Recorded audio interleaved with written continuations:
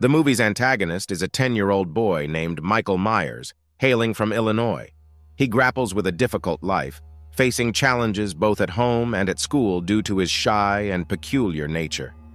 Adding to his woes, his mother, Deborah, is a highly sought-after stripper in their city. One peculiar aspect of Michael's behavior is his disturbing habit of killing and dissecting animals while concealing his identity behind a Halloween clown costume. His most recent victim is his pet mouse. In one instance, as Michael indulges in his unsettling activity, we witness his mother, Deborah, preparing a meal for the family. We learn that her boyfriend, Ronnie, is a loud, ill-tempered alcoholic prone to aggression. He frequently makes derogatory remarks about Deborah's teenage daughter, Judith, and infant daughter, Boo, causing the younger child to cry each time Ronnie raises his voice. Michael descends the stairs, still wearing his clown mask, to share the news of his pet mouse's demise. Deborah offers comfort and promises to replace the pet without inquiring about the cause of the rodent's death. Ronnie insists that Michael remove his clown mask, and when the young boy refuses, Ronnie forcibly removes it. Later at school, Michael encounters a bully named Wesley Rhodes and his friend in the restroom.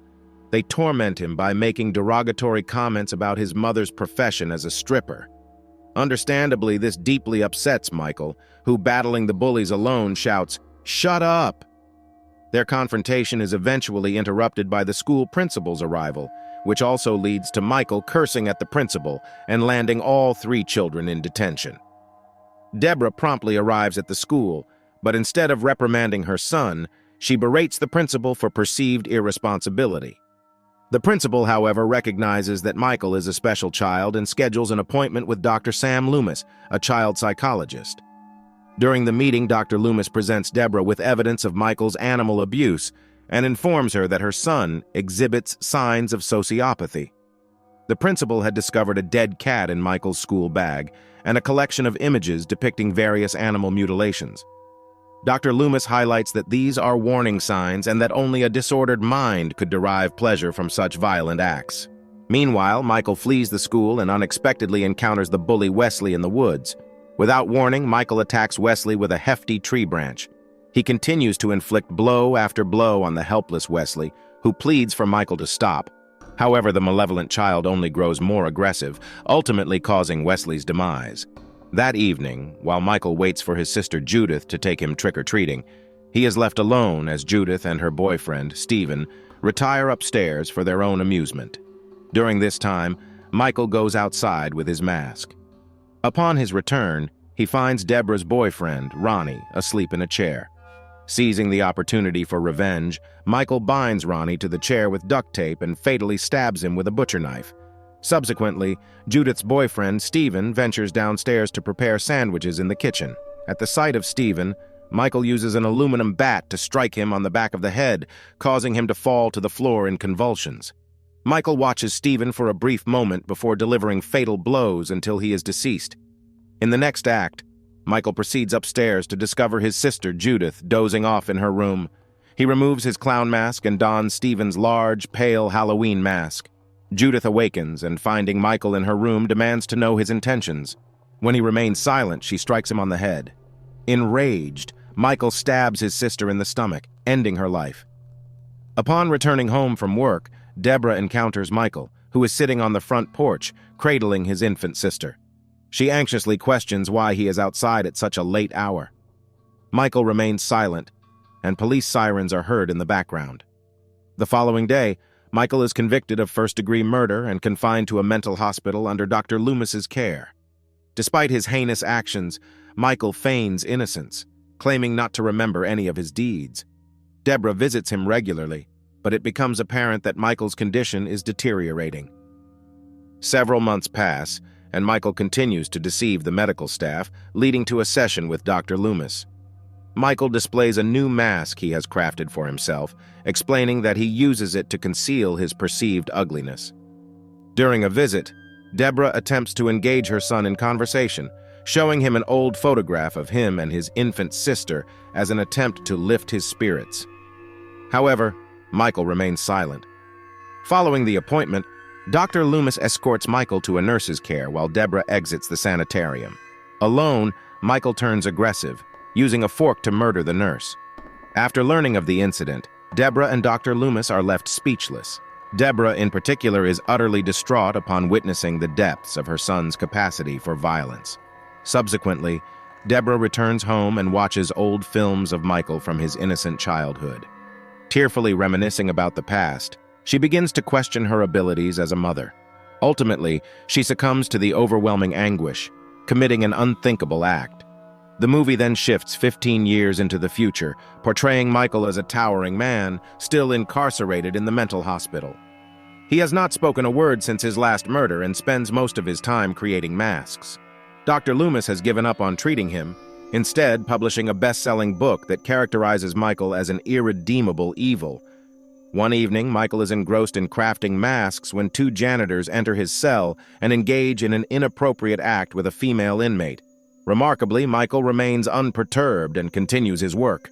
However, once the janitors conclude their actions, he springs into action. He seizes one of the janitors and slams him forcefully against a table.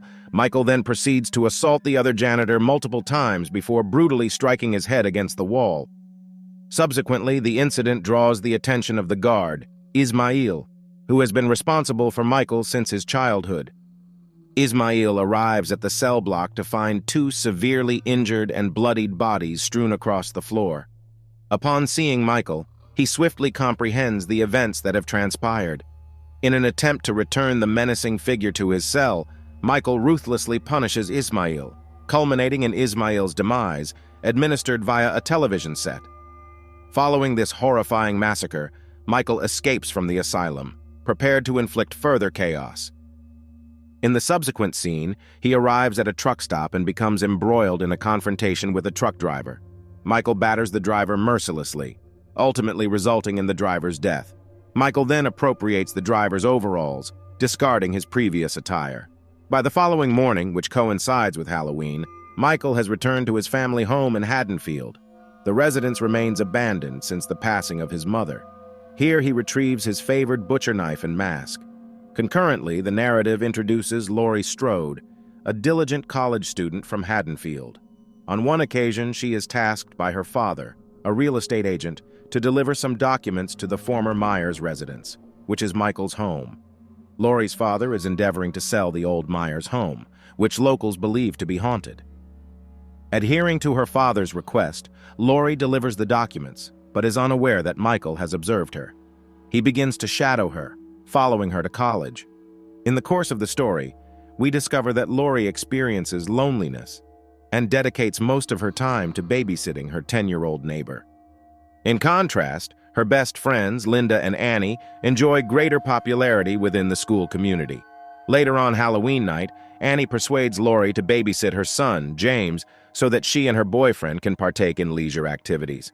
Simultaneously, Linda and her partner attend a party at the former Myers residence, an event Michael also infiltrates. Observing the couple at the party, Michael begins to stalk them. When Linda's boyfriend leaves momentarily, Michael attacks and slays him. He proceeds to eliminate Linda as well. Subsequently, Michael advances to Laurie's residence, where he murders her parents after she departs for her babysitting assignment. The reign of terror continues as Michael journeys to Annie's home, where she and her boyfriend are engaged in revelry. Michael mercilessly terminates the latter and then subjects himself onto Annie. Several hours later, Laurie arrives at Annie's residence with James, encountering a harrowing scene. Annie, visibly shaken and unclothed, stands within her boyfriend's lifeless body hanging from the ceiling. Suddenly, Michael emerges on the premises and initiates an assault on Laurie. She manages to escape, but Michael swiftly follows and ambushes her. Simultaneously, Dr. Loomis is alerted to Michael's escape and rushes to Haddonfield. He pleads with the local sheriff to acknowledge the threat posed by Michael Myers, but when they attempt to contact Laurie, she does not answer. Following an investigation, they eventually uncover the truth. Laurie is Michael's sister, adopted after Deborah's heinous act. Dr. Loomis deduces that Michael is aware of this fact, which is why he has been stalking Laurie.